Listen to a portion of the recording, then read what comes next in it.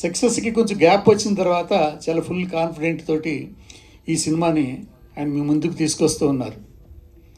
Mister middle class, ఆ title ఎంత న్యాచురల్గా అందరికీ కనెక్ట్ అవుతుందో, అదేవిధంగా హీరో శ్రీకాంత్, హీరోయిన్ లయ, వీళ్ళిద్దరికీ ఒక ప్రధాన పాత్రలో నడిపించేటటువంటి క్యారెక్టర్ దేవుడిగా రాజేంద్ర ప్రసాద్. వీళ్ళంతా కూడా మా ఫ్యామిలీ సభ్యులుగా భావించేటటువంటి ఆర్టిస్టులే. అటు రాజేంద్ర ప్రసాద్ గారితో కానీ, శ్రీకాంత్తో కానీ, లయతో కానీ మా అందరికీ కూడా ఎంతో అనుబంధం ఉంది.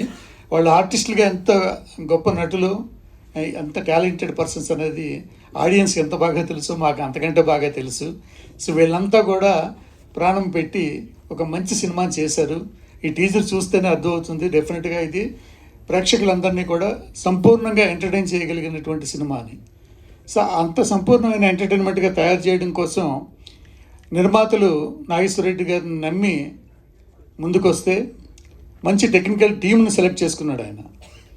డైమండ్ రత్నబాబు, అలాగే music director Sai Karthik, DOP Anji గారు, మళ్ళా ఎడిటర్ చోటాకే ప్రసాద్, అద్భుతమైనటువంటి టెక్నీషియన్స్, డెడికేటెడ్ టెక్నీషియన్స్. ఇంతమంది కృషి చేసిన తర్వాత డెఫినెట్గా మంచి సినిమా అవుతుంది, మంచి హిట్ అవుతుంది. ప్రొడ్యూసర్స్కి కూడా మంచి డబ్బులు వస్తాయి. All the best mister middle class team. Thank you very much. Thank you Ashwareddy గారు, థ్యాంక్ యూ వెరీ మచ్.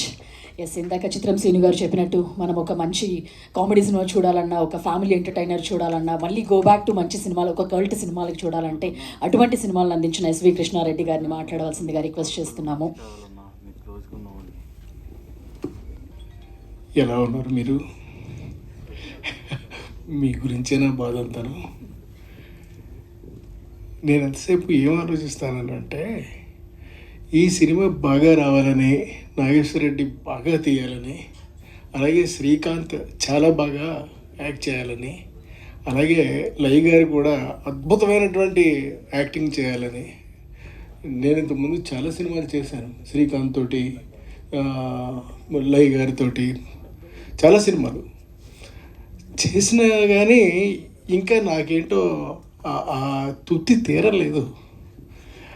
అందుకని వాళ్ళతోటి ఇంకా చేస్తానేమో తెలీదు నాకు. ఇక రాజేంద్ర ప్రసాద్ అంటారా, ఇంకా మా కుటుంబంలో ఒక సభ్యుడు. అటువంటి వ్యక్తితోటి ఈ సినిమా చేశారు అని అంటే అసలు మహా అద్భుతం. అంతే, డెఫినెట్గా బాగుంటుందండి. ఇక